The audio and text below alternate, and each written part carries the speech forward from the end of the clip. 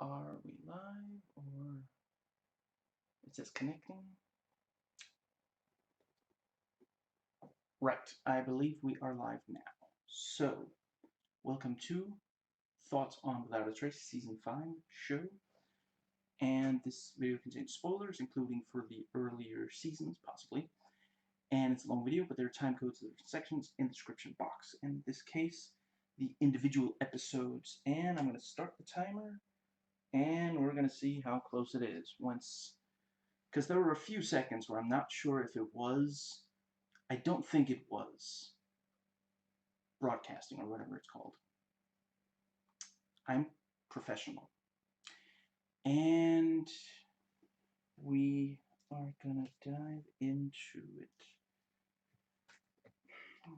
I am having a very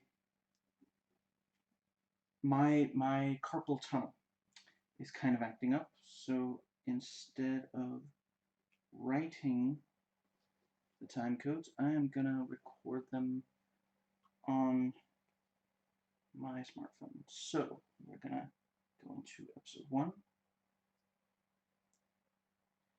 Stolen 50. So, very creepy opening, but pretty good fake out with the tense and slightly sinister music, making it seem like this is someone that, this little kid wouldn't want to be close to. And it's not as though it's, it is still an unpleasant situation, just not for the reasons we would immediately think. I guess I could deal with this real quick. There. Oh, let me just smash this sugar glass window so we can get through. The part right before Todd disappears, we've got a real opening of the Girl in the Spider's Web thing going on here. And Kit accidentally runs into a cop who sees the blood on the fabric on his hand. Yay, he's all shook up. And Samantha asks the others to leave so that she's the only one talking to Brian. Brian, I want to help you here, but you've got to give me something. They bust down the door, but nobody's home. Obviously, we know that Samantha is saying thank you to the worker who's in there with Brian, but we don't see that person for a few seconds, so it does look like she's thanking Brian for, I don't know, nothing, I guess. I don't know anything, even basic math.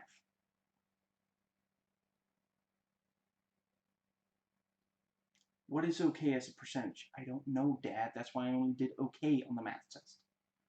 Wow, the father actually seems really nice. When he heard he was 96%, he said, that's not okay, that's fantastic. I thought he was going to say anything less than 100% is unacceptable or something.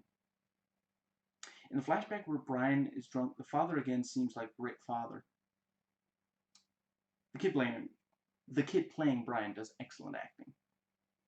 So Todd's not really Todd, and Parker is not really Parker. Excuse me. Right, back. Still sore. They find his car, and there are pharmaceutical lollipops in there. Brian is not Randall Parker's son. Samantha wants to help Brian. Jack is more focused on Daniel, even if it means pushing him hard. Brian closes his eyes, tries to give details about what he sees. Again, a great visual. Samantha is reluctant to tell Brian that Parker isn't his father, and Brian figures it out. Absolutely heartbreaking. Jack talks to Daniel's parents. Another painful scene.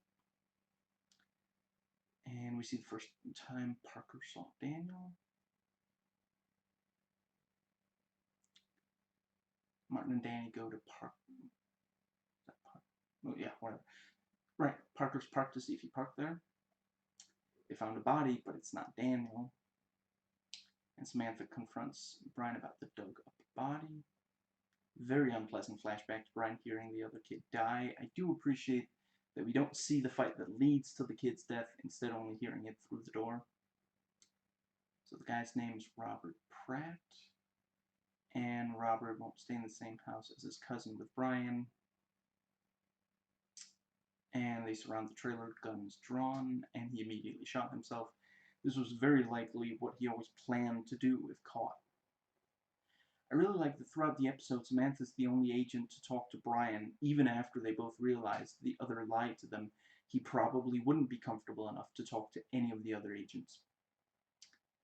And they find Daniel alive. And Samantha is clearly upset about Brian as he leaves the office.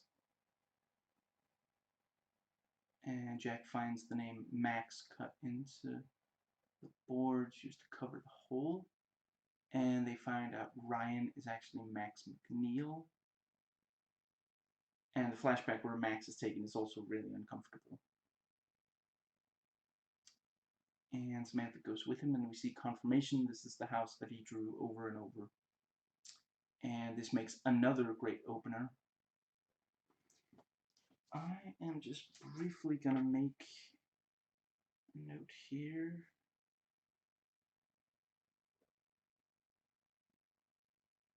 And as to avoid dead air, it's basically just occasionally, as great as XSplit is for my broadcasting, I guess I could adjust that. No, I guess I can't.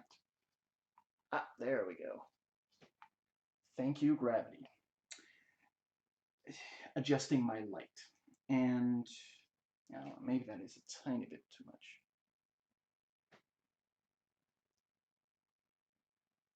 Yeah, I think that'll be. Okay, so as great as XSplit is, occasionally I will have a little trouble with it, and today it asked me to sign in, which failed a couple of times. And then I just tried rebooting the computer, and it worked again. So I'm just writing that down for next time, because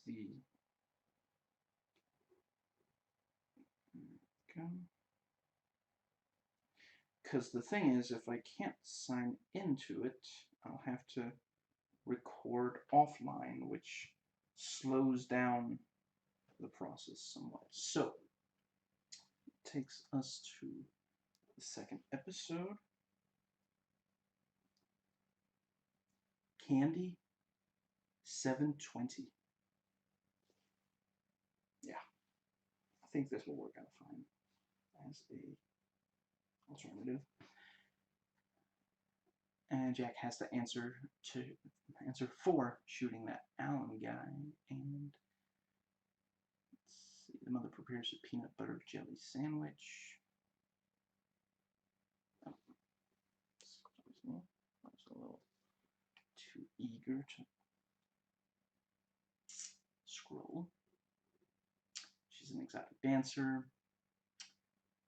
She gives a pole dance, just looking like a confused fireman.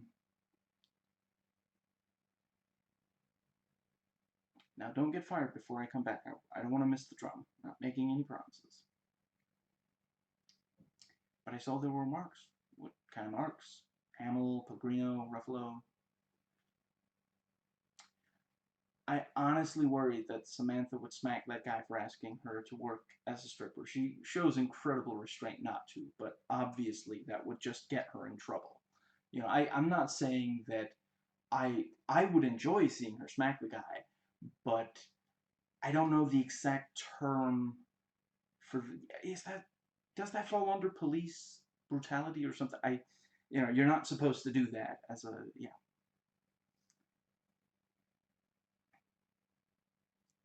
Let's see. I'm a little past that, but thanks for the thought. I 10 bar. We see that Jack and Anne are having some problems. Elena goes undercover as a new dancer. Good thing she wasn't with Samantha earlier. Or Or the guy would have known she was an agent for the FBI. For some reason today, I feel like the washing machine is really loud, but as far as I recall, I mean, I do have the doors closed, so I'm pretty sure you shouldn't be able to pick it up too much on the camera. But if you're hearing, you know, I don't know exactly how to describe it, but if you use a washing machine, clothes washing machine, yeah, you know what sound it makes when it's almost done.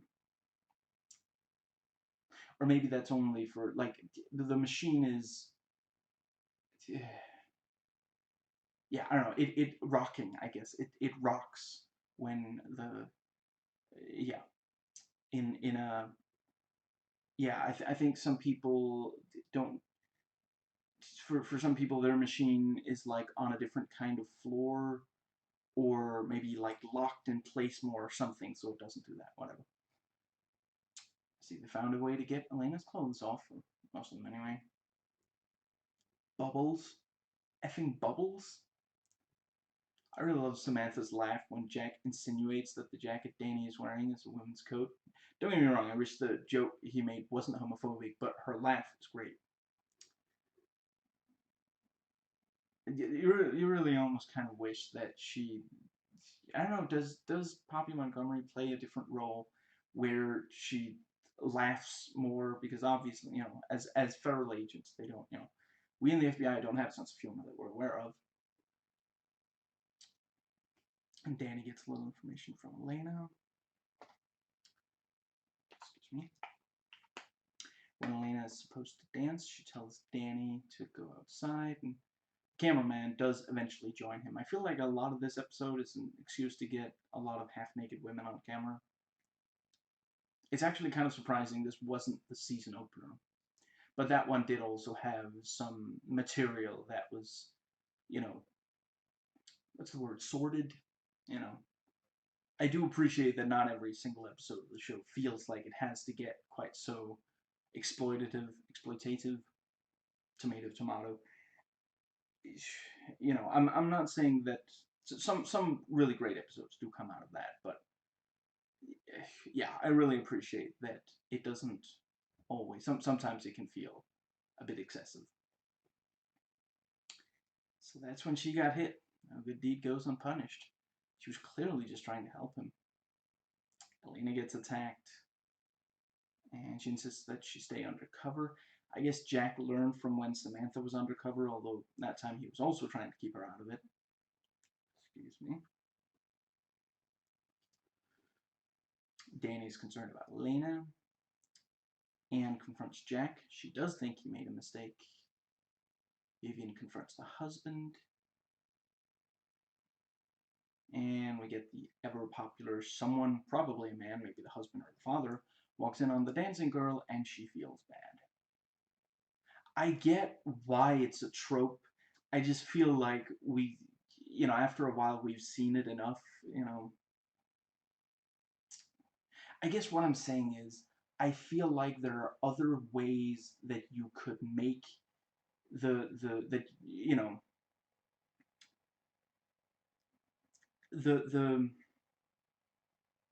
anyone who does that sort of job for a living, a lot of people are going to judge them for it. So it's important to tell stories in popular fiction that humanize them and where you really see things from their point of view. I just feel like I feel like not all of those stories need to be about how a man is shaming her for that. It can it can come from other areas. I would say The Wrestler is an excellent example of, I don't think there's a single scene in that one where like a man sees the dancing and she feels really ashamed, because no, that one, you really get to understand her and see that she has problems. A lot of people look at it and they can't see anything other than a sex object. But yeah, I mean, it's Aronofsky. Aronofsky, you know, I've never seen Aronofsky be just like not good. I maintain that The Fountain is not great, but it's not it's not that bad, and you can see what he was going for. And there was apparently also a thing about like how they were going to film like this huge thing, and I don't remember the details, but it fell apart, and they had to salvage the movie by putting in a bunch of new stuff, and maybe it was also short anyway.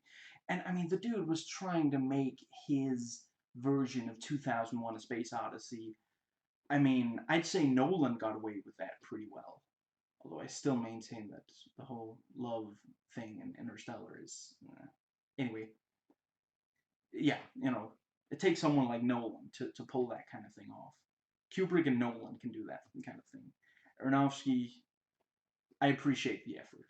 But what's that thing about shoot for the moon? Because if you miss your corpse will remain in space as a testament to your failing.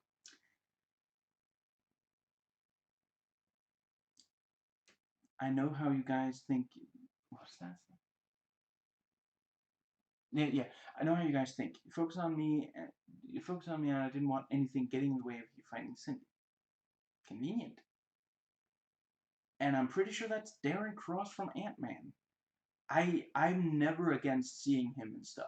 Like here, Ant-Man, Alias, he's always enjoyable to watch. It's hot in here. Dude, she already took off most of her clothes.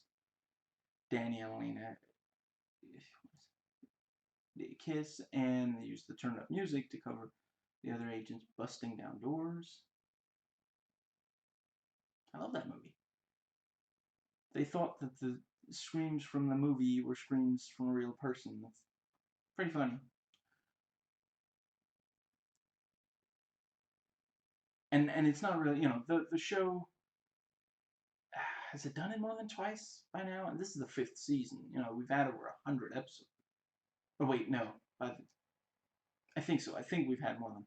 I think episode number 100 was in the 4th season. Yeah, that would make sense because it's. Wait, no. Whatever.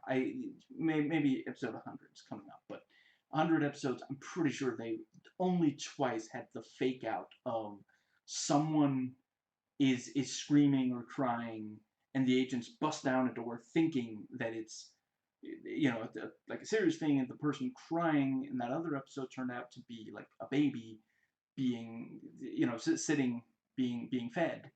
That happens. That doesn't mean that someone is abusing the kid. And then in this, it was a movie. Yeah, I think you're entitled to a few fake outs. Just don't make a habit of it.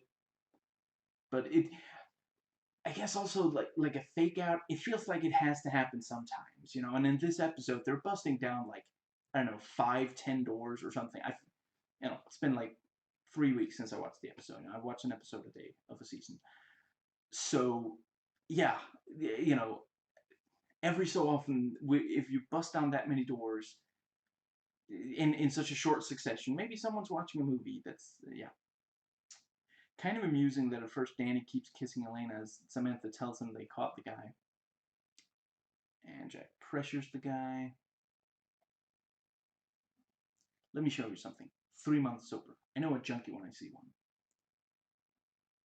Danny and Elena are kind of sweet together. Not every single female. Crap, what's the last of it? Or is it just called single female? Single white female is that movie, yeah. And in this case, not all of them are white. Yeah. Right. Not every single female agent on the team who gets involved with another agent can get involved with Jack. Thankfully, that would get really old. Your secretary's missing. Without a trace. You're gonna have to find her next episode or something. And Jack tells Anne that he is happy she's pregnant. Which brings us to the next episode. 911 1900. I guess I should briefly explain that. When I input the notes for when I put them on YouTube, I voice type them in, and if I say 1900 is 19 minutes and 00 seconds, and if I voice type in minutes and seconds, I'm just gonna have to remove that from, because YouTube doesn't do time codes like that. You know, you just gotta have the exact numbers and then separate. You know, yeah, separate them with colon. I want to say. I haven't. I got enough sleep yesterday, but that was after 2 nights in a row of not getting enough sleep, so I got nursing a little bit of a headache. But I did already take some pain pills. Looks like a very scary phone call. Sorry, that sounded dismissive. Yeah, seriously, that does look very, very scary. And yeah, most people only last a couple of years. I don't know for sure, but that does sound very credible. It must be incredibly upsetting of a job. Sorry, it's just a lot of these notes I do open with a sarcastic comment. Sometimes I forget when they're not. Excuse me. No. Coping. There's way too much upsetting stuff on this show. Excuse me. To not have some kind of coping. You know, the agents use snark as well. Now that we hear it, yes, that was a very scary phone call. Someone beat the dog to death. That's horrible. And Danny and Elena briefly talk about what happened. Good transition into the flashback. It looks like we're just seeing the agents listening, but then we see her face reflected in the monitor. And it cuts directly from the flashback to Danny listening to it. Unusual for the show, but I think I like it. You're a doctor. Can you look at this rash? When someone uses the term jumped in the shower, I just like to think of them doing some kind of gymnastics jump in there. She might not call the police, but I will, as long as you don't go after my dog at least. She can't live without him any more than he can live without her. A couple of days, he turns on the charm, makes a bunch of promises that she forgets he's made before. Fortunately, that is very true. So the guy who called was the abusive partner. The abused woman has kind of a Julie Benz thing going on. And this has nothing to do with anything other than that, you know, Julie Benz, but on the DVD for Punisher Warzone, sorry. I forget the actor's name, but the guy who plays Frank in the movie says, I like to say Julie bends, but she doesn't break. I trip. Really? How many times? I was considering making that joke. Again, very satisfying to see Martin throw the guy up against the wall. And Jessica also experienced violence against her and also blamed herself. As I said in the video I did for Season 4, unfortunately a lot of women do blame themselves. It's no one's fault but the person who does the violence. How much they're provoked, you know, no matter how much they're provoked. You're supposed to be able to control yourself. If they lose control, that's not on you. And she wasn't looking for the mother. She was looking for the man who raped her. Very clever twist. Did not see that coming. Well, back when I watched this episode first time, this time I remembered it not long before the reveal. He didn't even remember who she was. Excuse me. Danny checks the GPS. The car is technically in Jersey. Thankfully, Jessica hasn't done anything to the doctor yet. She's aiming his gun at him. I just want him to admit what he did to me. Vivian presses Jessica for details on the rapist. And Vivian shows Jessica a picture of the man who actually did it. And this episode, like other episodes on the show before, show one of the big problems with vigilante justice. You might end up going after the wrong person. Very tense and suspenseful scene. It's such a relief when we see Jessica lower the gun. Honestly, as she has the flashbacks to the actual rape, I kept fearing that she would tense up and accidentally pull the trigger, shooting the wrong guy.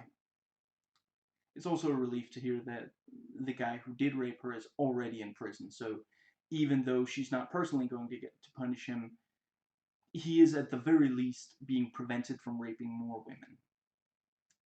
A lot of rape scenes are filmed with a strong focus on the sexuality of it, which unfortunately means that some people will find it arousing. I appreciate that the flashback here focuses on the violence instead. It's deeply unpleasant to watch, as it should be. It's a misunderstanding that rape is about sex. It's about the rapist having power over the rape victim. If all they wanted was sexual relief, then why not masturbate or pay for a prostitute or something? May start out with sexual attraction to the rape victim, but some men become angry with women that they are sexually attracted to because they feel this person now has power over them, so they try to get power over the woman. And brings us to the next episode. All for One 2500.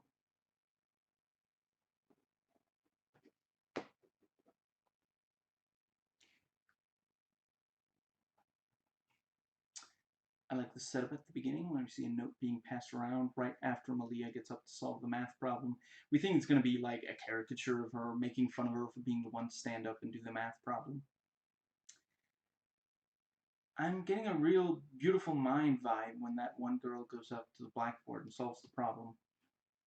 R.I.P. Malia, says the note. And no one wants to own up writing the note. Pardon me for asking this, but how do you still have a job? Really? Someone did a really great job making the fire exit door not trigger the alarm. Very cool visual of them figuring out the note being handed. Remind a little bit of, like, you know, the part in a Final Destination movie where the lead wakes up and realizes the whole thing was a premonition. Or at least how they do it in the first, and I think the second I stopped watching after the second. An episode set in a detention center. What's that? Yeah, another episode, another example on the show of making us empathize with people rarely empathized with. Tell you what, I am gonna put that. I probably already did, but view notes. Trace. Show makes us empathize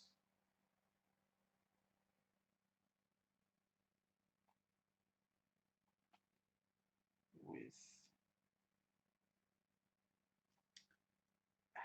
see. I'm trying to keep this short so I don't have to write too much with my hand, which has carpal tunnel. I guess.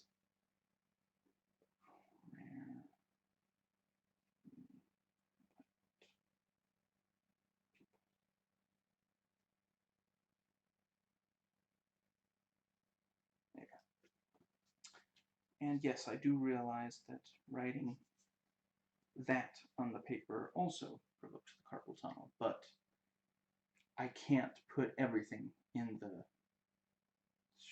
what's it called? Smartphone recorder. Or at least currently I'm not playing on it. Excellent acting in the scared straight flashback. Drugs enter the picture. Pregnancy and abortion by anti-ulcer medication enters the picture. And guards pimping out these teenage girls, which I believe has happened since the guards have a lot of power over the girls. I'm certain I've seen Hallie Hurst, the girl who plays Malia, in something else. I think it might be Jag. Which actually, having just, I record this after just having watched the season finale, that also has a Jag actor. Maybe someone making this show was a fan of that show. And we see the circumstances of the car accident she caused. And Kurt asks Malia about Jake's last moments. She was at your apartment, moron. She just went Aeon Flux on me. Anime or movie? And he tries to get the gun from her, and she shoots out the window. And they all lied. It was Claire, not Malia, driving the car. I didn't see that one coming. Okay, it was a pretty good twist. Calm down, writer. Stop patting yourselves on the back. And Charlie is on Oxycontin because of the pain. There you go.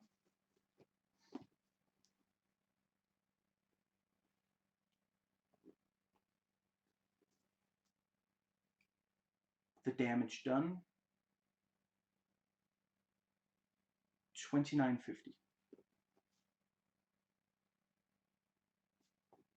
There it is.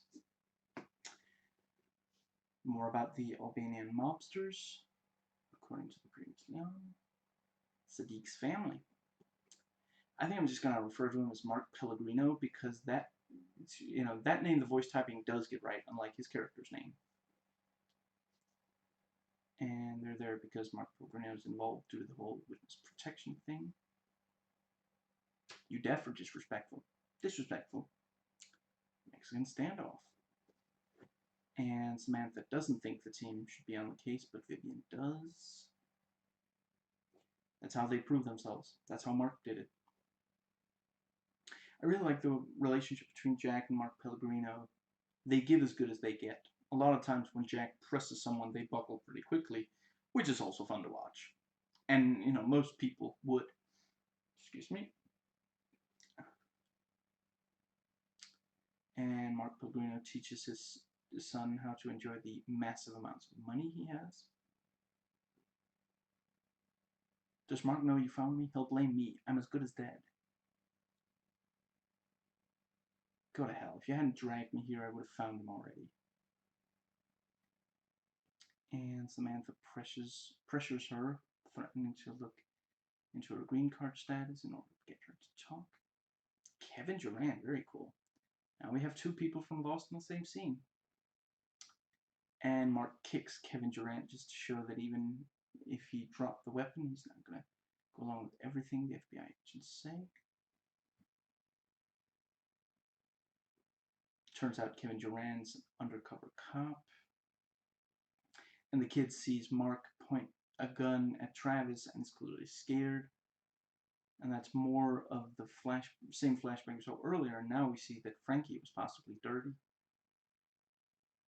Heal fast. Now you're thinking of Wolverine, or maybe Sabretooth. Blob doesn't get hurt at all, so he doesn't have to heal. He knows what my boy means to me. That's my point. And we see a flashback to Mark's parents being killed back in Albania. I just got that money from Mark's wife for a couple of blank Belgian passports.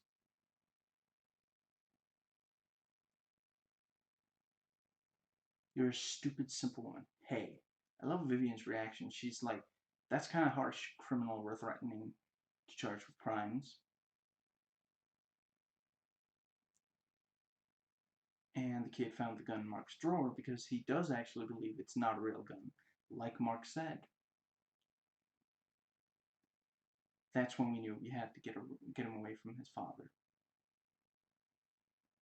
And we wondered, did she accidentally kill her son? And she accidentally left the gun within reach of the kid. It's kind of like a version of live by the sword, die by the sword. If your family is close enough to your dangerous work, then they might be hurt by it, even if you can keep yourself from being hurt by it. Mark clearly is very, you get the sense that it's rare for someone to be able to get him into a situation he can't maneuver himself out of. But his family, and Jack feels like he failed not being able to find the kid alive, that he focused too much on Mark. And Jack explains to Mark what happened.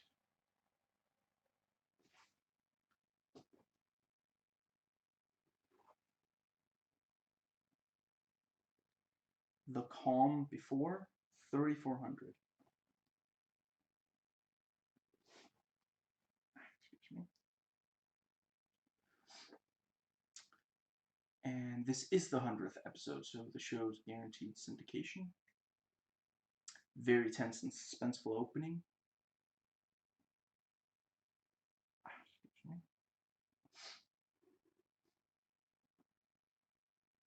First floods, fires. Wasn't bad luck. This guy would have no luck at all. I'm sure that's not part of your job description. You'd be surprised. And the opening credits, or was it maybe when I looked up? Whatever. Michael B. Jordan. Very cool. Always glad to see him and stuff. A Katrina survivor, so the dream was partially a memory, not quite PTSD. So that guy is clearly talking about Fight Club, breaking the first two rules, just like nothing. And then Martin goes on to reference that movie. Tell me where my money is. It's in Bill's house, in Fred's house.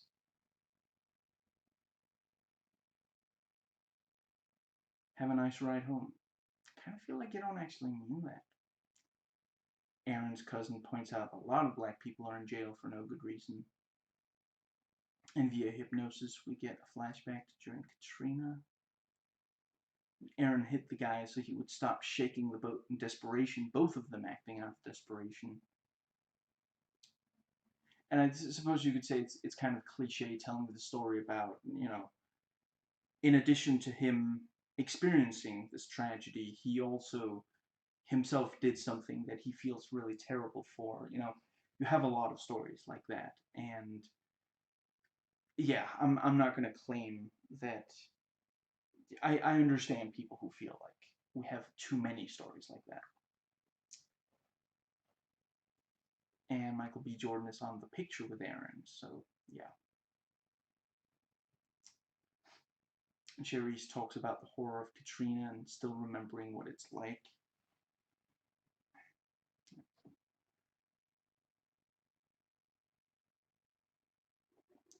As for what Aaron did, even if he felt he had to do it, it's in his soul. He can't get rid of it. Now, let's see, I guess. Yeah, I'm not gonna. Yeah. Yeah, I'm just briefly gonna say, we see. Yeah, this is apparently the first time we see Lucy, and well, yeah, I mean, if you've watched this entire season, you know that she's in more than this one episode.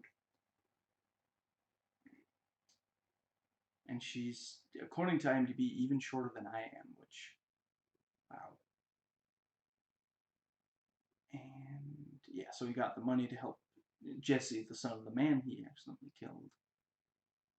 Michael B. Jordan was already an excellent actor when he appeared in this. You really get the sense with his character that him not being around his father for years has taken a toll, has really hurt him.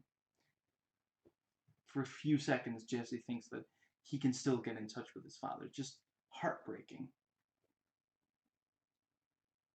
I was going to give the episode a hard time for ending up with another accidental injury or even killing, that sort of thing, but then Jesse goes ahead and actually intentionally knocks some more stuff over on Aaron. Michael B. Jordan is a powerhouse of acting. I looked it up on Wikipedia, and this was apparently not the first big role he had, so when they casted him for this, they already knew that he was talented. And Jack gets to Aaron, but he falls through the floor and such on the way. And the first thing we see Aaron ask Jack is, if Jack's okay, and then what's going to happen to Jesse? Even after being left for dead like that, he's still more concerned about what happened to Jesse. And Jack and Aaron both, talk about how hard it is to move on.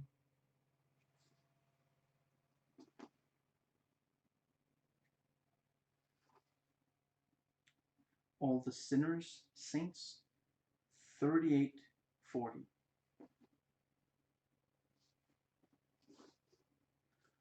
Now, we wonder why they sit there and do nothing as she screams that it hurts, and then we see it's an exorcism. And he was filming the exorcism. Real sinister vibe as he turns off the camera and touches her face. And Martin makes fun of the exorcism. Man, that priest sounds creepy. And Martin reiterates he really does not remember Katie. is Dr. Feller from the South, this Dr. Feller. And Katie herself was the one who asked for the exorcism. Given that eventually the father became a president in X-Men 2, maybe he is on something.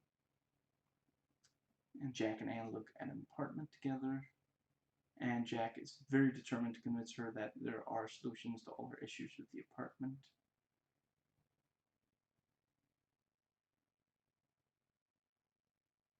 She's an adult. I can't tell the family.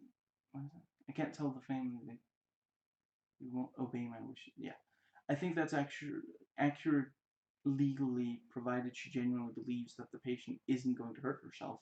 It's up to the patient whether or not to tell the family that she's coming to sessions. Or, yeah, that she's not coming to sessions. None of them work. I hear that is an issue with using medication to treat mental illness. Don't get me wrong, I'm only for scientific ways of treating mental illness, or at the very least, nothing that's been proven to be harmful. But it doesn't work for everyone, I hear. And Danny does believe in exorcism. And the priest's lawyer didn't know about the tapes. Someone got their head bashed in. Man, that guy's creepy. Can he really not tell how uncomfortable she is with his advances? And he gives Katie a sinister look. It's okay. Well, it's not okay. It's not her fault. It's not her fault, but it's not okay by any stretch of the imagination. The police liked him for the murder. They liked him. What, are they giving a paper note that says, "Do you like me?" Cross yes or no?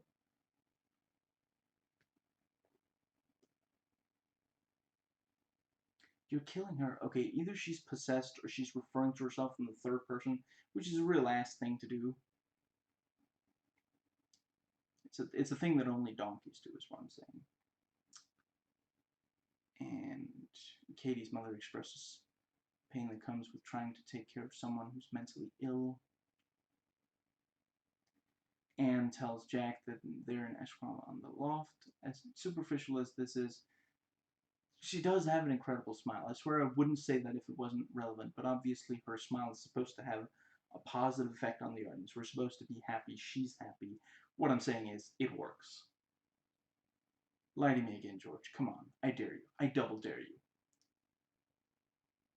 And Samantha jokes about keeping an office romance secret.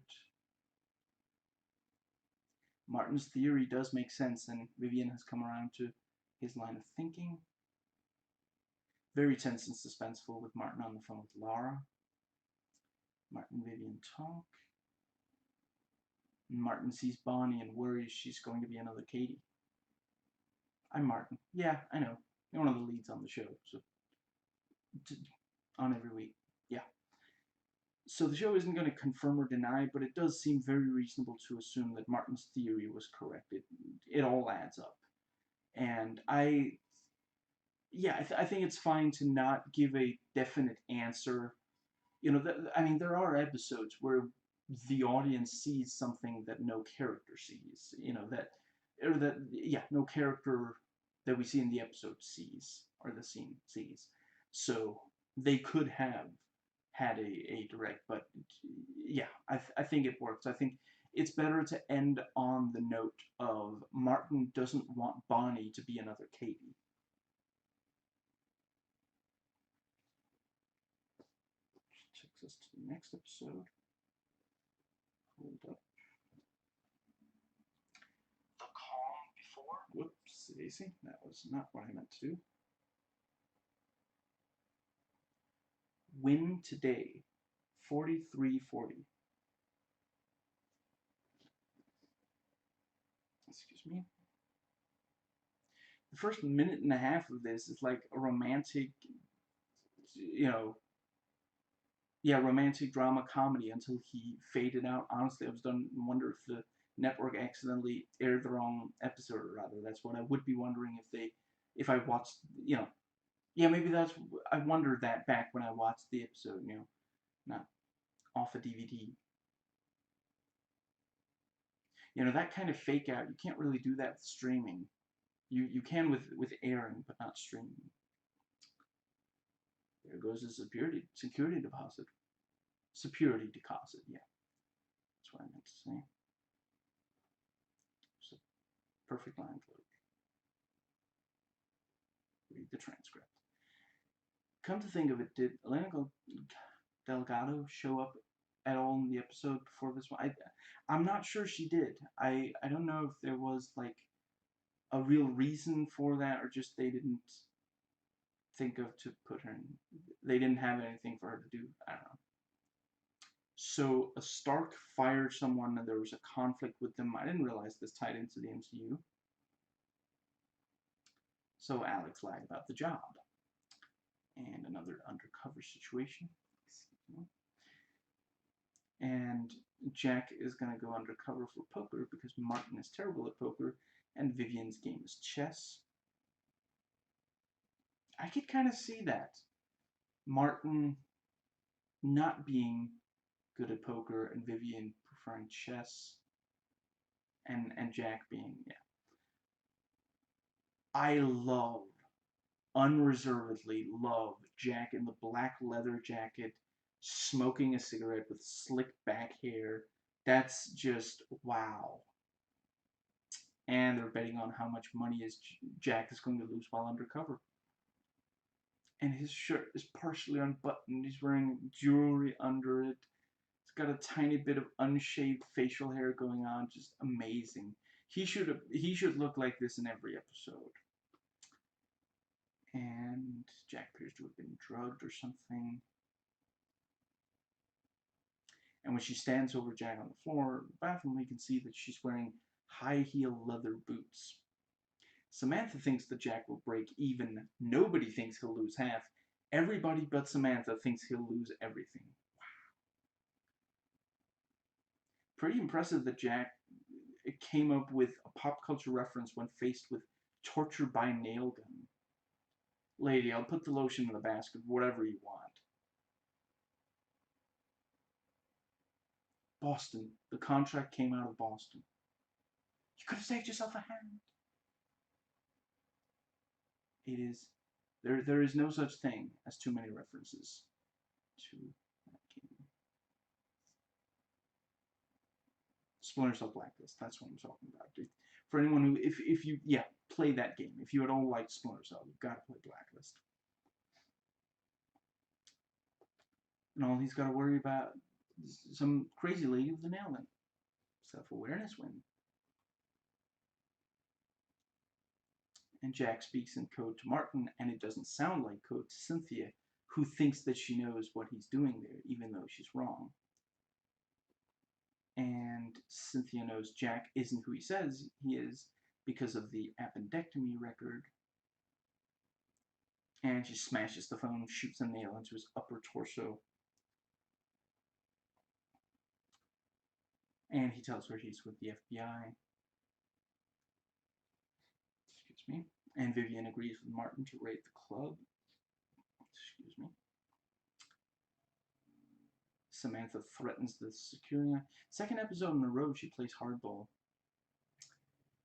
And the security guard played Rich Casey on Police Academy, so that's where I've seen him. Jack looks really beat up. Great job on the makeup. And Cynthia's actually Alex's mother. And Cynthia can't tell Alex the truth. I really like the element that Cynthia knows whether or not Jack's telling the truth. The team didn't directly say, but they did believe that he wouldn't be able to win, so maybe they knew he had a really obvious tell, and that's what Cynthia picked up on, so set up and payoff. What I'm saying is, the episode specifically, it's in the text that he has a tell, and Cynthia picked up on it. What I'm saying is, we don't know for sure if the team knew about the tell, but, yeah. I mean, they had to send someone in, and maybe they figured he was the best bet. More Lucy. Alex conned Cynthia. He was just doing what you taught him to do.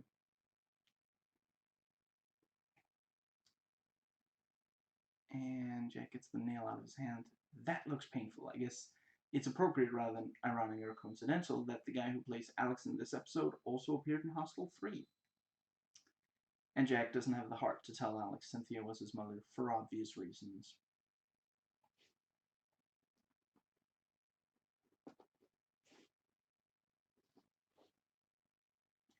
Watch Over Me, 4940.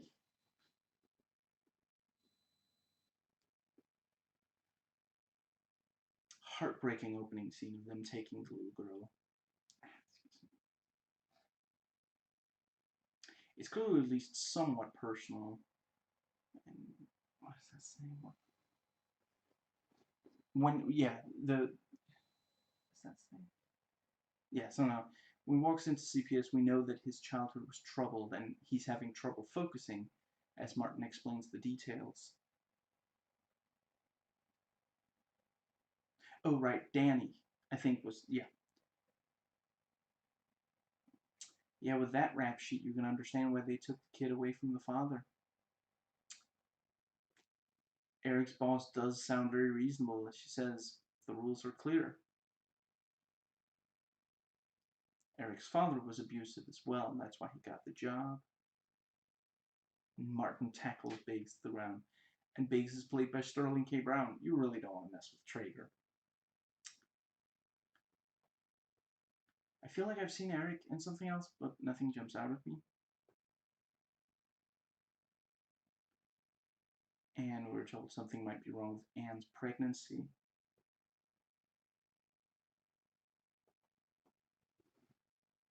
The scene where Jack tells Samantha about moving in with Anne, who's pregnant, is great. I love how it starts out really awkward and then gets...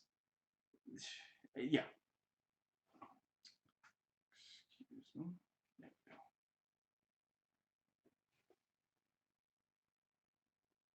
A kid was beaten to death 2 days before Eric resigned. Jason Barnes is played by Andy Good. And the mother blames Eric for the death of the kid. And they grill Jason about whether to feel guilty. Another flashback within a flashback. You can understand where Damon is coming from. And we find out about buying and selling babies. And they got Zenowich, but she doesn't have the baby. I want a lawyer. Good, because you need one. Eric offers 18 grand to buy the baby so that the baby isn't sold to a stranger. Always nice to see Rusty Schwimmer in something. Another hostage negotiation. And Damon shoots at Vivian, and she shoots him in self-defense.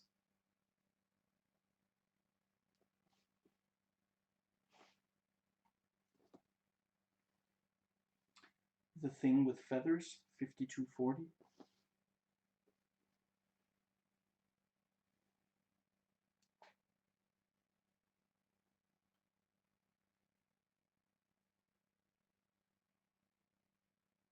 You've been struggling for the last weeks. I just wish I could make this easier for you.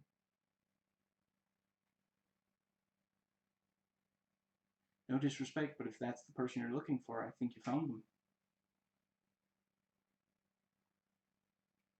Our missing person has an inoperable brain tumor. She's married with an 11-year-old and 1 month to live. Classy. John Delancey, awesome. And Audrey is played by the babysitter from Wes Craven's New Nightmare. And Vivian's husband points out there's something wrong because of restrained breathing, how easily she gets exhausted. Well, here's the refrain.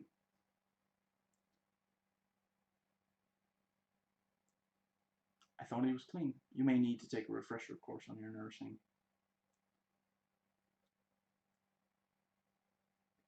It's not about fairness. Somewhere off screen, Two-Face shakes his head in frustration. And Ryan is still high. He's seeing double. 4 Krusties. That'll be easy to track down. This is such crap. I just don't see how any of this helps. Audrey seems to have been taken in by a scam artist, and that is unfortunately something that happens with a lot of people who have a terminal illness.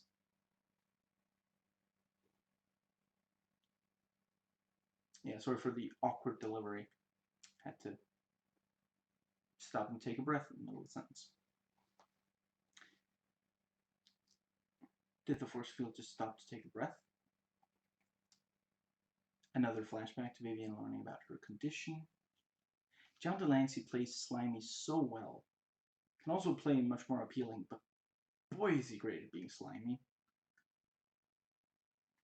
He's so fun as Q and in Crank. I forget, is he in both Crank movies? He plays like a I don't know if it's the journalist is the word, but he's like a TV reporter or something, and he's so much fun.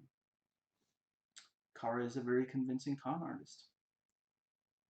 The actress playing Kara has been on 3 different NCIS shows as 3 separate characters, and on 3 separate Law and Order shows as 3 separate characters. So she must, yeah, people like her for this kind of show.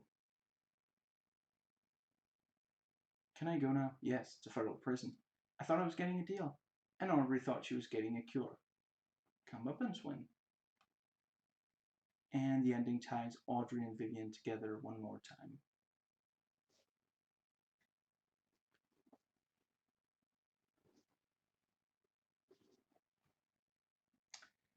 Fade away, 5600.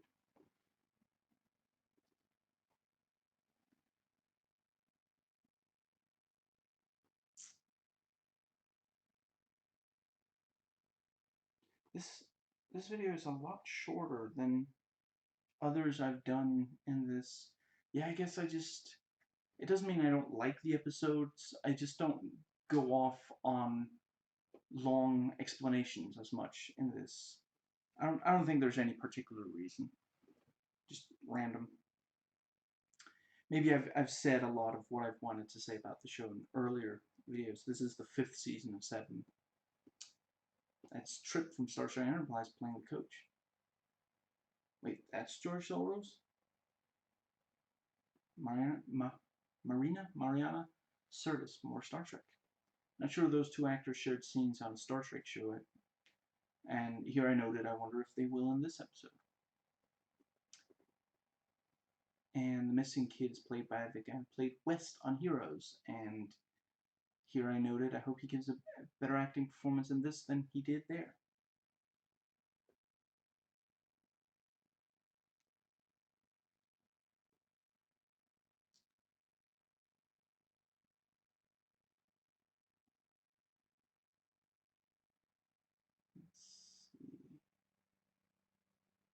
And Cassidy tells Jack that she did lose the baby.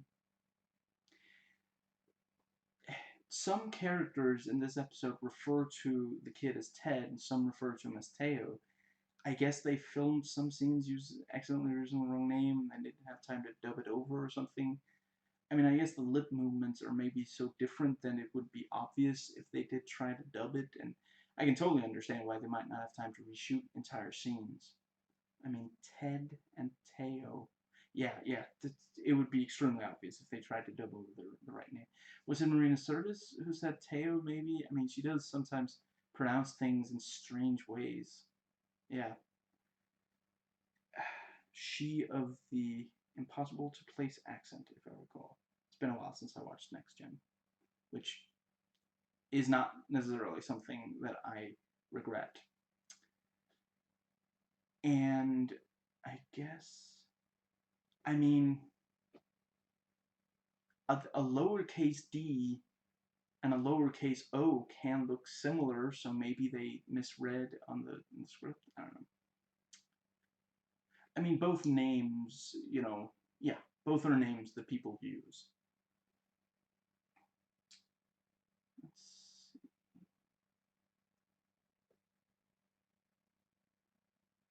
So the website isn't real and wasn't put up by Ted, but Harold Roberts.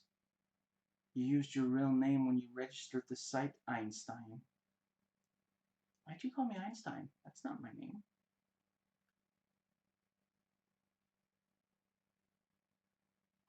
we hear about the party to recruit for colleges, and it's some of the nastier stuff about college athletes.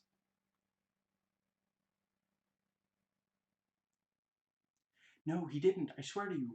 Swear to. Oh, I guess he already did. She already did. Sir, if you don't lower your voice, I might have to call the police. I am the damn police. Are you saying, I am the law? I have to watch that movie again. I have it on VHS, thankfully.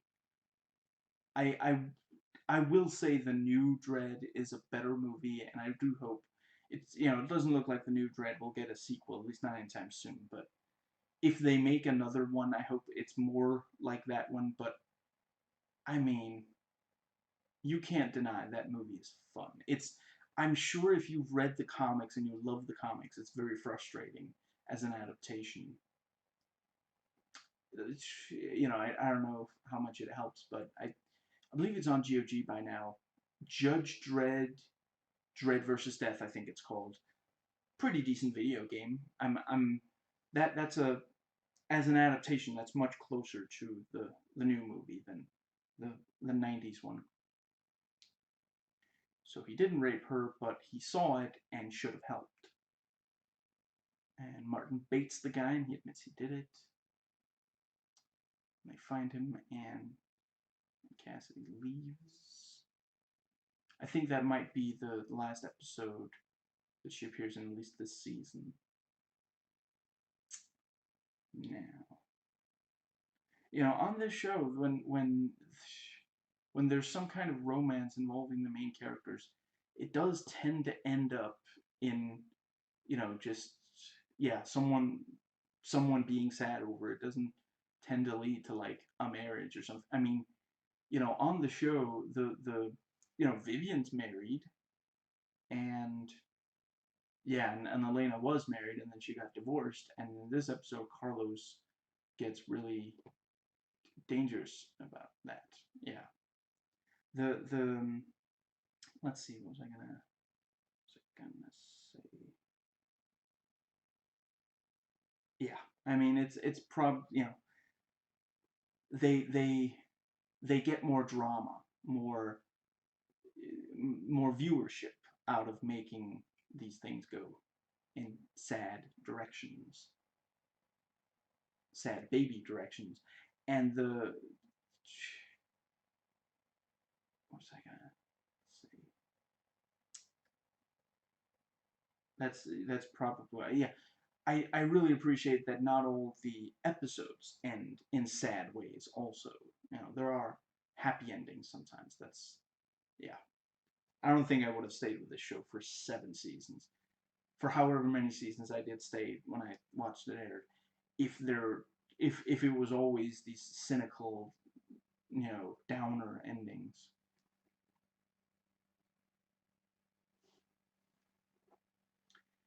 Tailspin 102.50.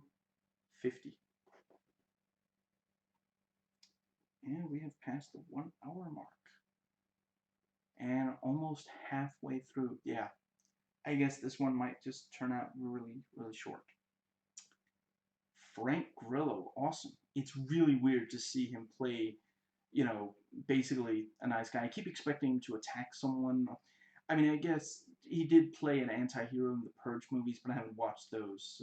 Although in those he's still a badass, so it is kind of weird that, yeah. But he was apparently like on soap operas before he entered the MCU, so yeah, and the MCU, which also led to him being in the Purge movies. I'm really glad that I haven't watched any of the Purge movies. Maybe I will at some point, but it really seems like a perfect fit for him. It's too bad he's not in more of the MCU than he is, but he's always enjoyable to watch there, and yeah, he really does deserve more of a more screen time, which, as far as I understand, he does have in the Purge movies. The sequels, anyway, but as far as I understand, the first one wasn't particularly good anyway. And I am one of the people who feel like if You know, if not for the role they did give him in the MCU, he totally could have played Punisher. He froze up like Captain America. That is a dramatic sounding phone call. And he goes into Neil's home violently. Another dramatic scene that ultimately isn't about the guy seemingly violent. Actually, want to hurt anyone. Samantha turning the drugs off is arguably torture. You know, this isn't about whether or not he's a despicable human being. Torture is ethically wrong as well as illegal. And yes, I do think that is the order of priority for not doing it. They also took his fingerprints while he was unconscious, which I'm not 100% certain is illegal. For one thing, he resets the altimeter to the wrong altitude. This is most illogical. That is Tim Russ, who played Tuvok, a Vulcan on Star Trek Voyager. Oh, and in Spaceballs, he's the trooper who yells, "We ain't found S-word. Tell us where Neil is and we'll help you." I believe that also qualifies as torture. This sucks. Yeah, turns out having no parents is possibly worse than having only bad parents.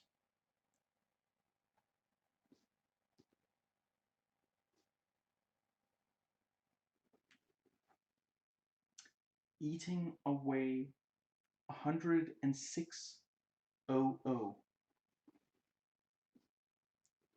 Shikuru. Barry learns that he needs to stop eating the way he has been. There's bleach in the chili. Yikes.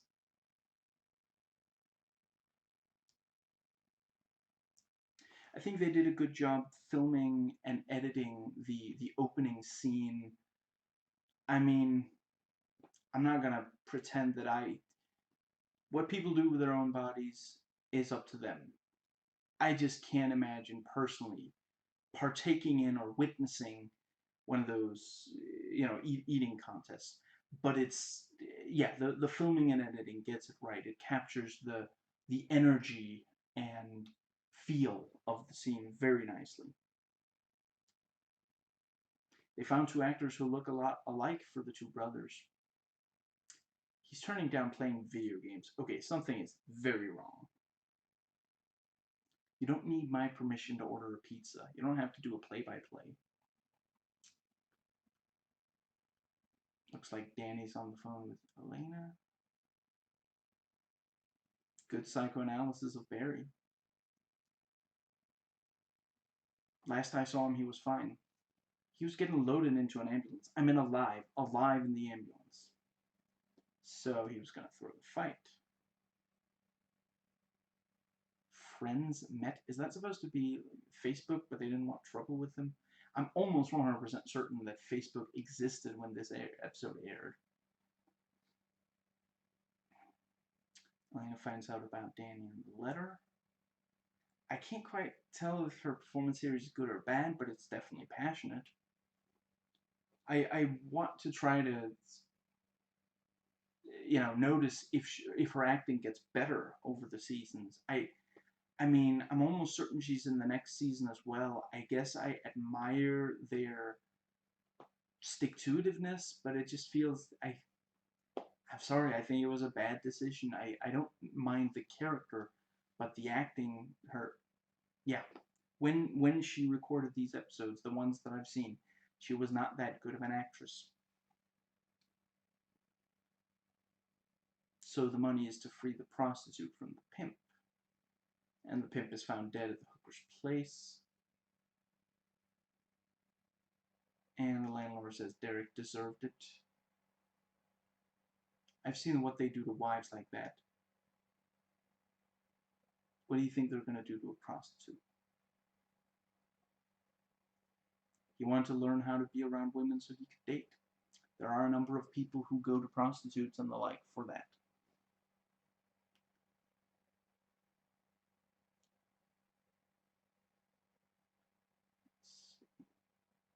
Honestly, I feel like there should be, like, I mean, there probably are, but, like, good dating simulation games where you can practice, what to say and what, yeah, and like how long to keep eye contact for, and things like that, because they don't come naturally to. There are a number of people who they don't come naturally to. Good use of close-ups as things become more tense when Vivian and Elena talk to Val. Another flashback within a flashback. So he overeats because of childhood trauma. A lot of people eat more or less than they should because of pain. You do understand why Val didn't tell them sooner. Stu was watching them and becomes prime suspect. So it's again that he didn't really want to hurt him, but at least. What's that say?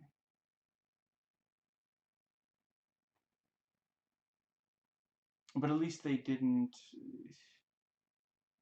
What's that say? Yeah. They didn't make it that he just pushed him or something. Danny confesses his feelings to Elena.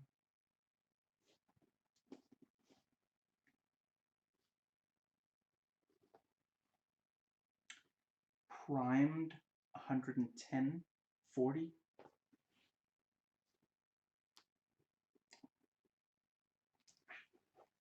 me a second. Won't you?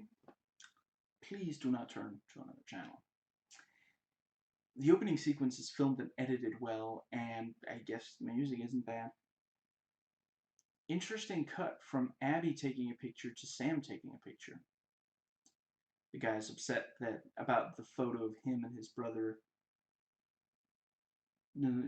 Yeah, the brother. Yeah, now dead soldier shot by a sniper. Danny's going to take Elena and Sophia to a Hannah Montana concert, and he forgot his wallet with Elena, which suggests they spent the night together. You okay, lady?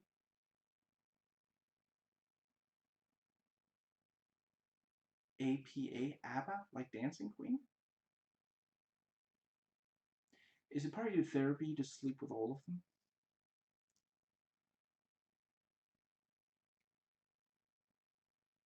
I knew she was going to hit the, the girl.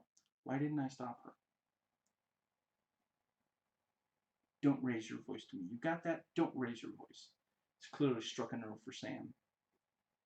We see what happened at the bridge with their particular version of the game of Bridge. I'm not surprised this version of Bridge is not more popular with old ladies. Elena makes a very superficial art critic. She's not looking at subtext at all. They find Abby, and Samantha sees herself as the one lying down there, and we get a brief flashback that seems to imply that Samantha murdered someone by hitting them with a shovel. This is one episode of the show that, like many others, really criticizes peer pressure and points out that, yeah, it leads to a number of people doing things they really shouldn't. And I realize it's cliche to be saying that, both for the episode and for me, but it is something really important to convey. The yeah, it's something that kids and teenagers need to hear.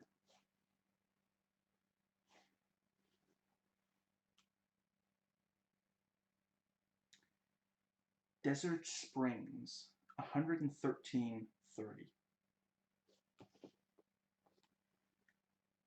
Yeah, I guess this will be a very short video comparatively. Maybe not in general. For others.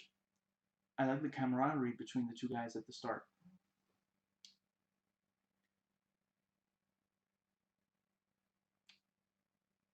The thing that really makes my noodle is, would Earl have gotten physical if security hadn't been with Jason?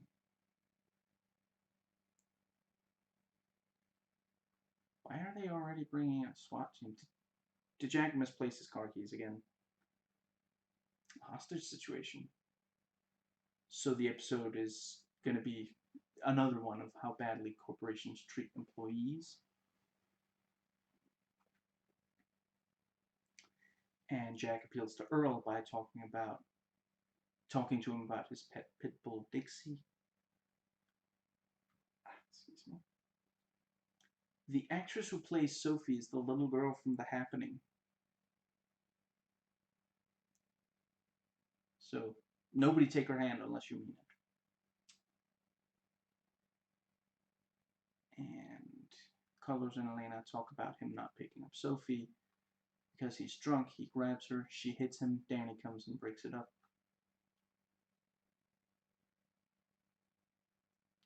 How did Jason's father know what words were spoken between Jason and Katie? Did Katie come and tell him afterwards? There's definitely no way that he heard it from all the way over there. Man, am I glad to see you guys. Really? I don't hear that too often. Shut up. Just shut up and sit down. If you want to see daylight again, tell me what... Where's that money from? Something. Not only did he fail his polygraph test, he failed spectacularly about everything. Lied about everything. Alex was killed because those guys came after money. Yet another flashback within a flashback. A lot of these this season. And Jason is dead. And we see a flashback, and it's the others talking Jason into it.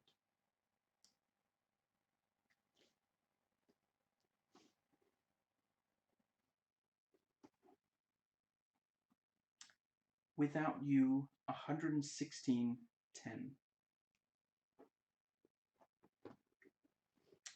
Be so empty. And we open on what appears to be the unborn.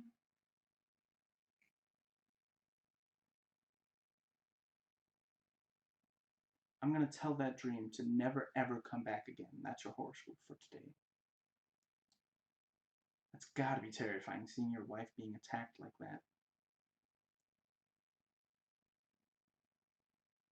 Have you ever seen them fight? I mean, they're in the same weight class. What are the odds?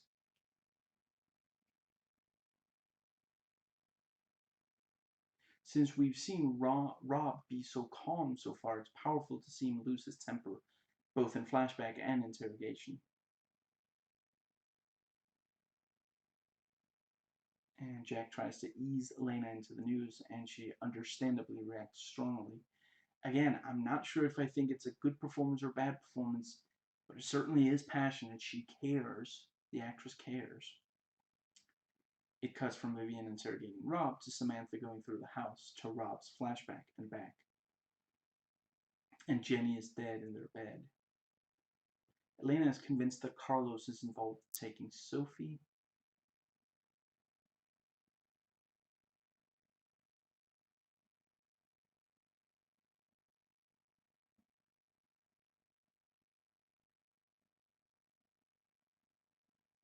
What is that thing?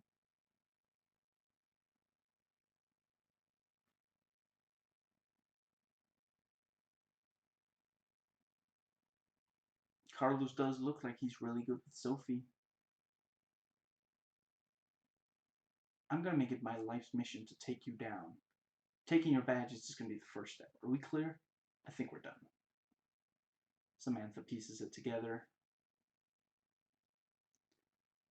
Vivian talks to Rob, and it is clear now that he genuinely did believe that what he was saying, that she went with him on the trip and was killed by someone. Danny and Martin get to Sykes, and Sophie isn't in the car. And again, Sykes getting a lawyer is treated as something that will prevent justice, not ensure it. And you know, I didn't note it in the. I guess the season finale is. I think it is. Yeah, again, clearly Carlos is dangerous, but he doesn't. Yeah, it's. Is it what's called a technicality? I mean, it is the. Yeah, what's Elena. What Elena did was wrong. Excuse me. But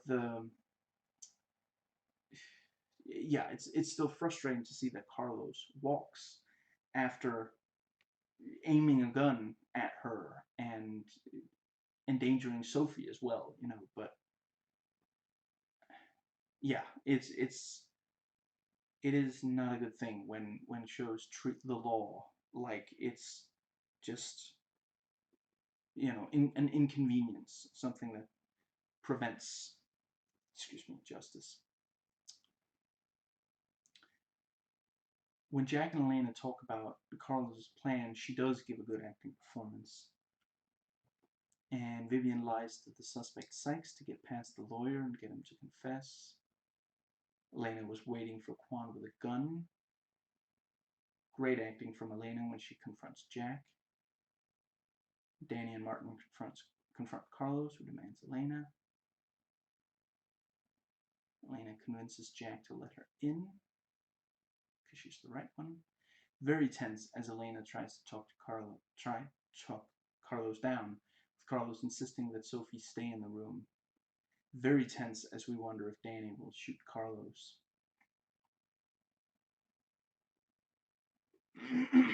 Excuse me.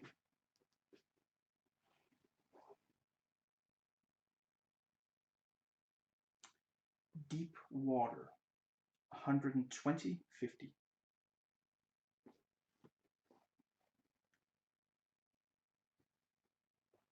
The opening kind of reminds me of a slasher movie or something. It's very unusual for the show to give away what happened to the missing person right at the start. Not sure where they're going with this. It feels more like the opening of CSI or NCIS, which is the same thing if you're dyslexic. Over the course of the episode, the audience sees parts of the scene again, but this time we can see it being carried out by the current prime suspect. It's, yeah, I don't know. It wasn't really necessary to do it. I guess it's, yeah, I don't know. I guess they felt like, you know, breaking one of their own rules, if you want to say it like that, you know. But yeah, pretty good episode. I mean, I realize there are a few episodes that didn't play for me off the DVDs, but so far I haven't seen a single bad episode. Kind of a weird tone shift from the dark opening when we see the joke about Jack not being sure if the others can hear him over the speakerphone. And then his boss could hear him, and Jack makes a prostate exam joke to him. Patricia's played by Diana from the 4400. I can't quite place it. Is it her hair that's different? Because she looks so different, and this was the same time as she was on the 4400. So it's not an age thing. Is it possible that they had a beef with her daughter? I doubt it. She is a vegetarian. Crane looks a lot like that guy from Office Space, but apparently isn't. You know, the annoying boss. You know, if you could get that, if you could get those on, that'd be great. That guy. She got married to be elected. It does sound like Alan might have done it out of resentment after the father-in-law turned it down. Get off my boat. Okay, then Harrison Ford. Jack is frustrated the case is being transferred to violent crimes. We jump forward in time a couple of days. At the ending, I thought it was going to turn out that Jack had been recording the conversation, but I guess instead the implication is, you know, he tells the father, and the father ensures consequences for Alan. I mean, that, yeah, I could see that, and certainly, yeah, you know, if he recorded it, I think it, like, you know, it would be inadmissible as evidence for a trial. So, and the father is very ready to believe that kind of thing about Alan. So, excuse me.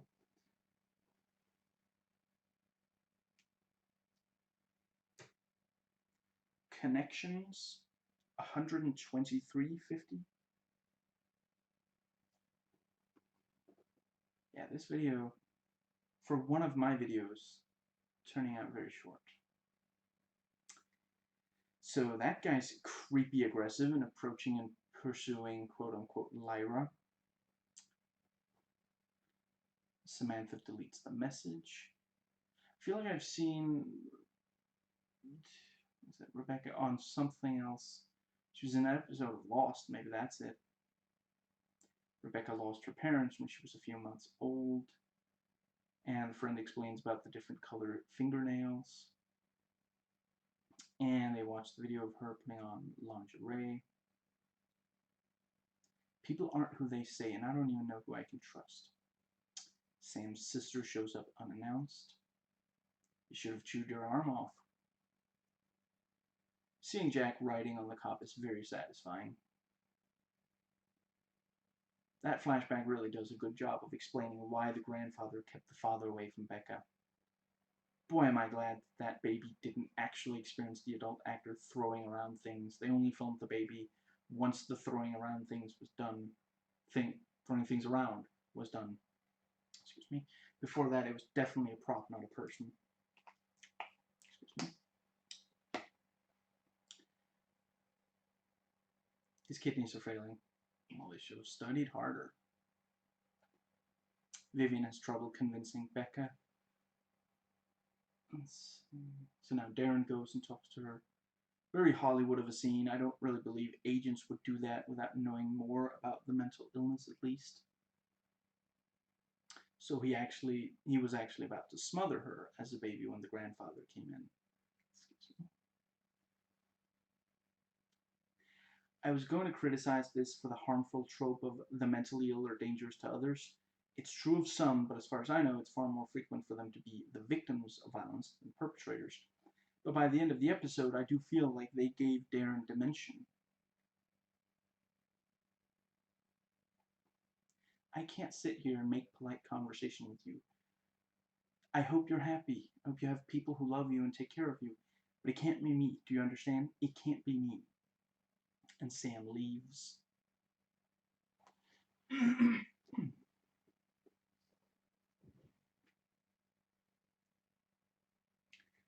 At rest, 126.30.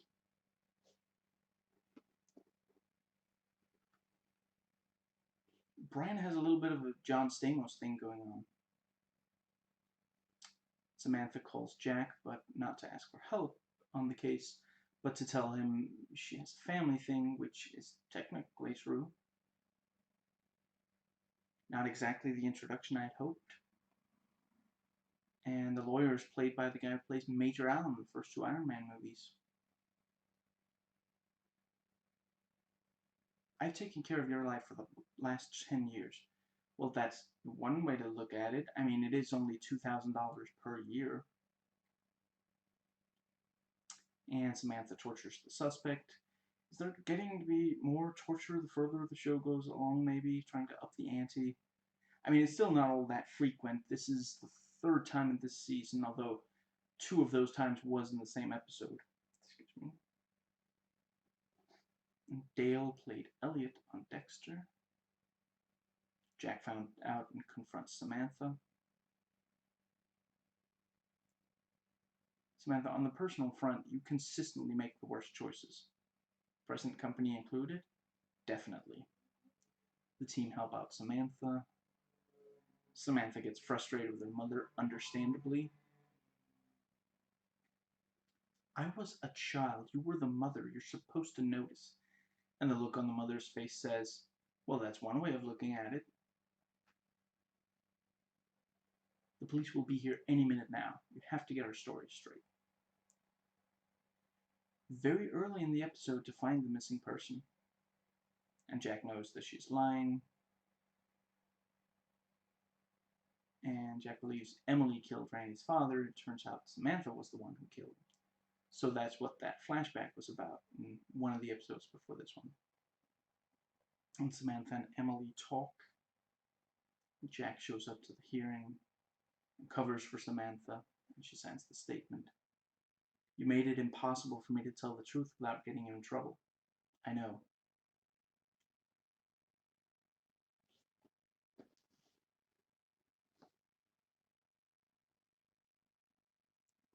Skin Deep, 129.00.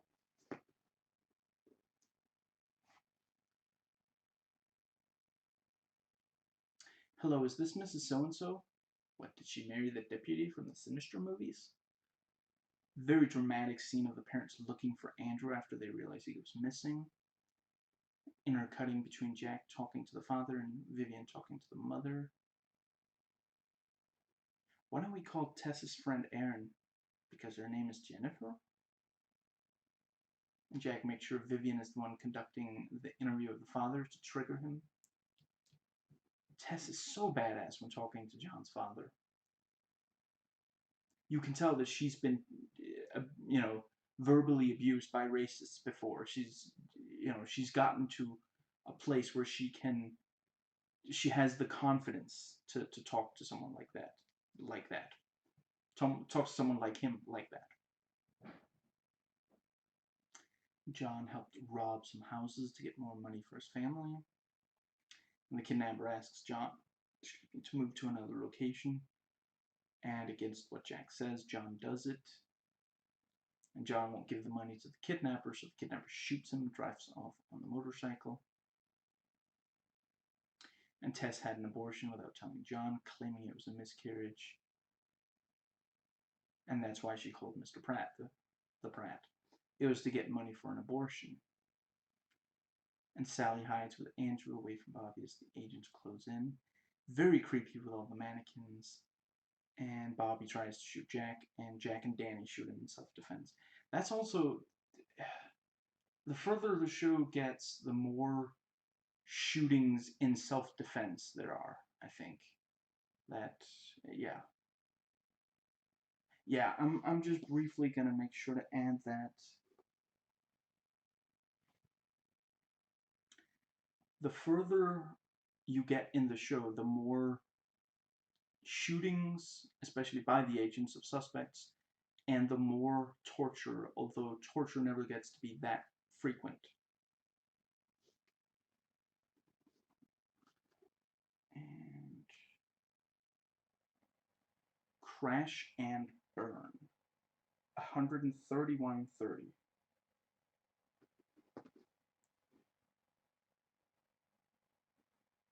How about we go to Bernardo's tonight?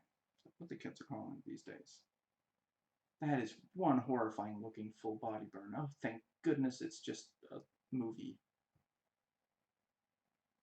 I'm going to give you a second chance at a first impression. It's probably going to do a third-rate job of it with as forthcoming as he's being. We're going to need a sketch. I can't draw with a sketch artist moron. Right. I was going to joke that they needed another angle on the footage where he was freaking out, getting nervous, and then they actually did it. I guess one of the people making this read Girl with a Dragon Tattoo since the Swedish movies hadn't come out yet. They're watching the Drew Carey show.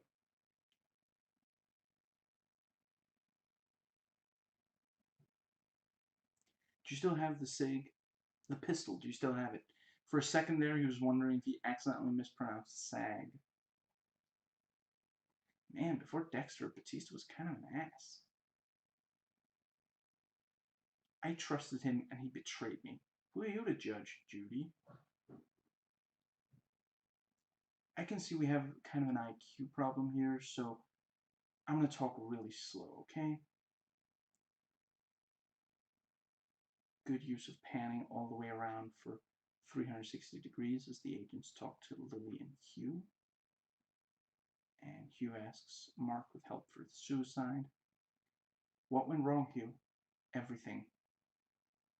Lily thought that Mark was killing Hugh against his will. I really don't understand how this happened. Yeah, sometimes you need to watch an episode more than once to really follow it all.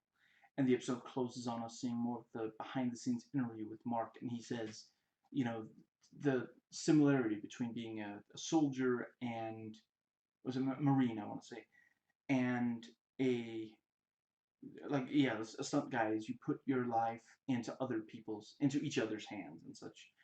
And yeah, it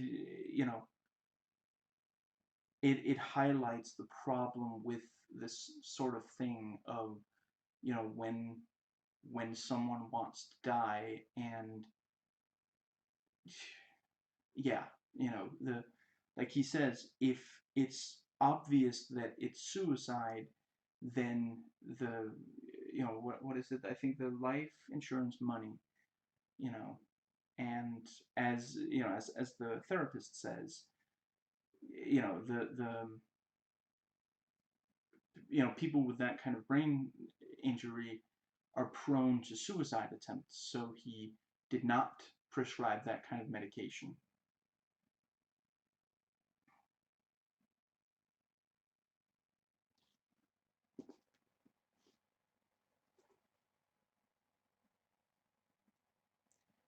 One and only 135.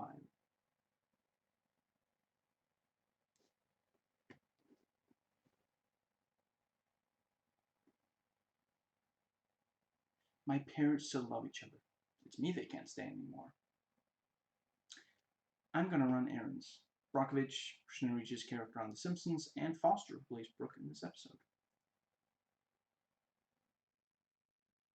I ought to kick your balls in right here. Based on the judge's response, I think it's going to take a couple of cakes. Those things must be the size of melons. I went over there the other day to return his boombox and asked him why he's firmly stuck in the 90s. Every time I asked him about it, he got all secretive. Seriously, that's how she should have pronounced it.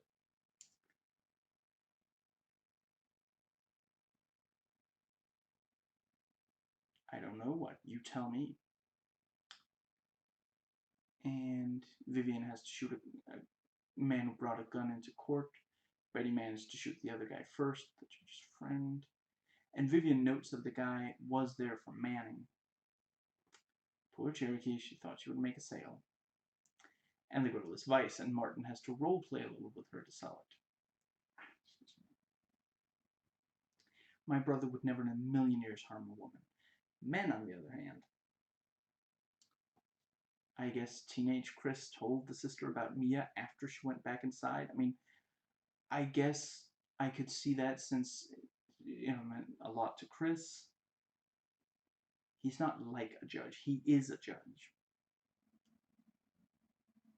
Take a walk, Brooke. Hell, they're free. Take two. Man, Akaji really turned bad after dealing with Sarah Connor, I guess. And in the flashback video, we see that Mia is definitely as manipulative and guilt-tripping as she was when she was a teenager. Now, a lot of scenes in this episode of agents going into places, guns drawn, but then it does make sense in these cases. Excuse me.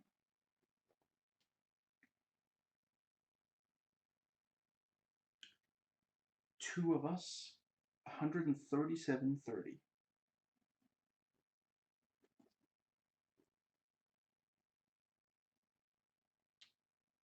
When we ride.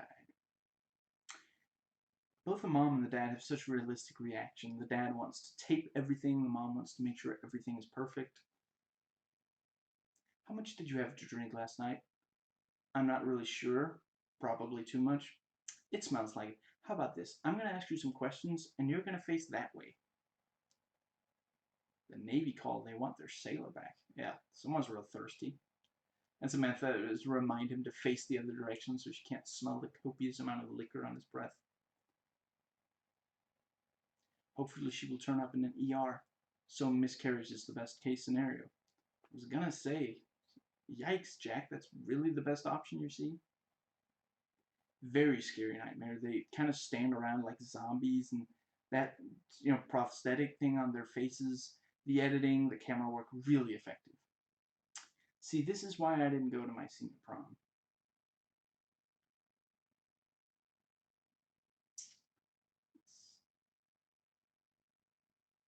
How do you know what hit you if you didn't see?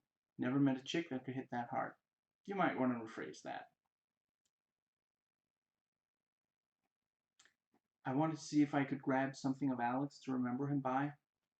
Felt bad saying no to you, babe, because you looked so hurt when you asked for his favorite sweatshirt. The dead guy? No way. Way. and they exhumed the body to see if it really was Alex. Another flashback within a flashback. Is there like 7 of those in this season? Yet another time someone accidentally hurt someone. Chopper, sit, Chopper, talk. I like the cut to the dog. Like, even the dog is like, dude, just tell them. I thought you were dead. Just in the South. What happened after that? Well, you know, after that. So Alex has seen his father recently then. Yeah, yesterday. When all his troubles seemed so far away.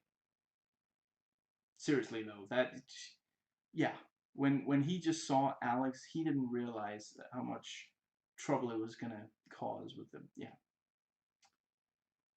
Okay, so we're going to Jersey. God help us.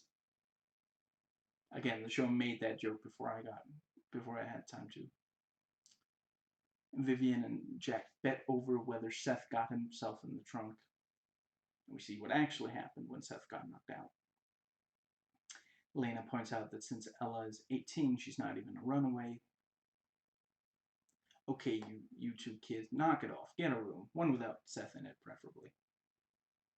But I met your parents. I get it. Trust me. You're starting to give me a headache, okay? Just go home. You remind me of somebody I used to know. It feels so rough. And yeah, wow. Only an hour and 41 minutes and we're already at the very last episode.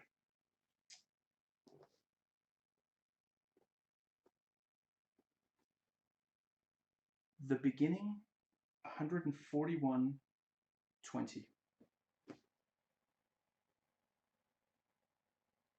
There it is. The only way to begin is by beginning.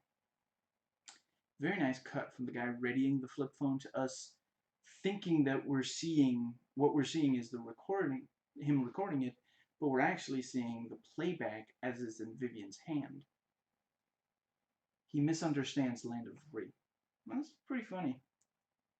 Man, that female lawyer is very manipulative in how she sets it up when talking to Jack. It's good that Jack can at least, not quite return fire, but, yeah. Oh, hey, Elena's defense attorney is that guy from Jag. I forget if he played a lawyer on that show, but it is a show about lawyers, so. We find out the missing person is Terry Long.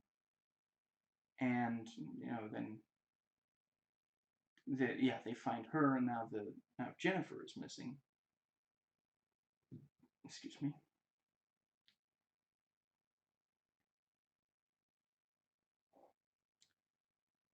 Let me remind you that I stopped my agent from killing you. Yeah, I'm sure that was hard. Don't make me regret it. See, I was thinking he was going to say, doesn't mean I'm going to do it another time or something. Excuse me. When he said he doesn't know anybody by that name and then being shown the picture, I was thinking she had to get a new name, like a cult or, cults will sometimes do that. I'm not saying it only happens in cults, but yeah.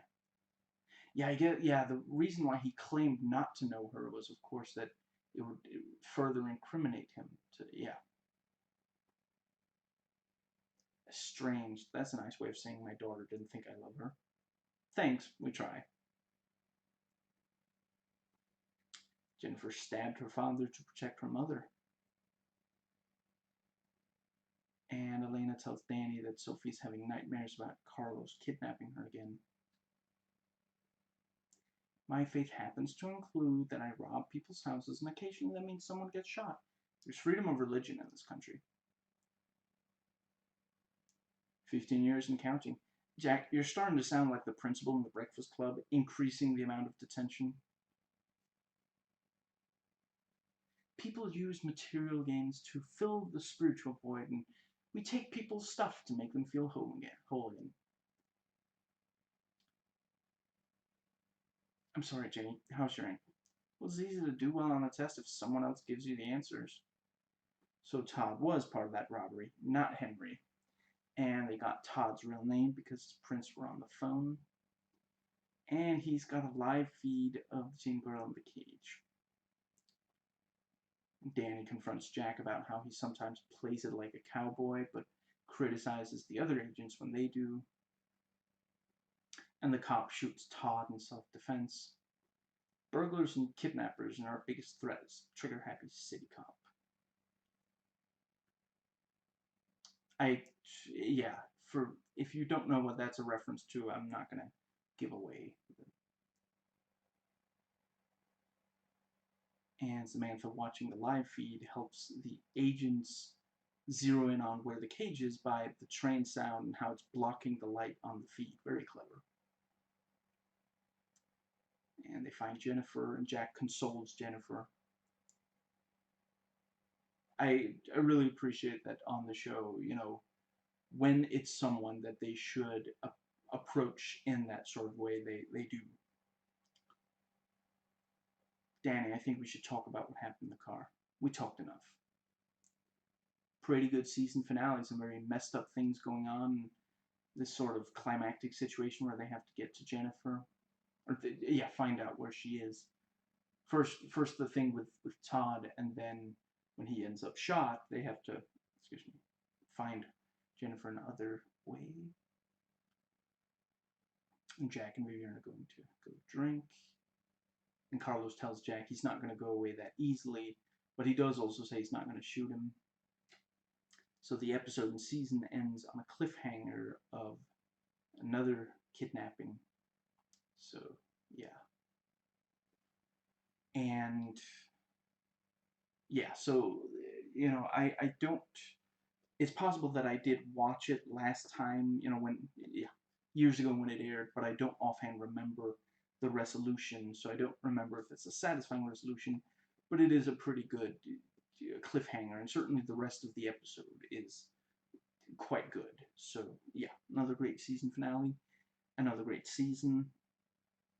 I guess I don't really have anything else to add. Now, let's see, I guess the